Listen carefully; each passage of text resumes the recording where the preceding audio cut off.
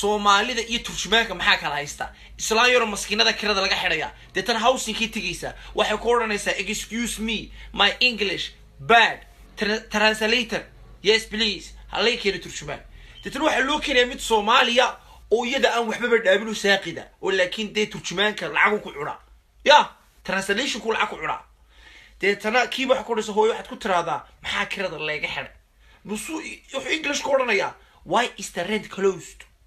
ninka cad baa ku odhanaya ha deetana isaga ha lagu leeyahay waqti islaan tirid ku jeetanaya eeyahay waxa lagu leeyahay ha ninka ku fahmi waay war hooyo adigu inay translate garaysid ma ahayn adigu ma ahayn turjumaankii ahayn ee waan hayade ha baa laakiin lagu ninka cad ha buu ku leeyahay ha ee ka jawaab marka ninka turjumaanka lagu sheegay isagii ba turjumaan u baahan oo translator u baahan oo afkii garanaynin ba Allah islaamaha yar dhibaato haysto wallahi waan idin soo duceynaya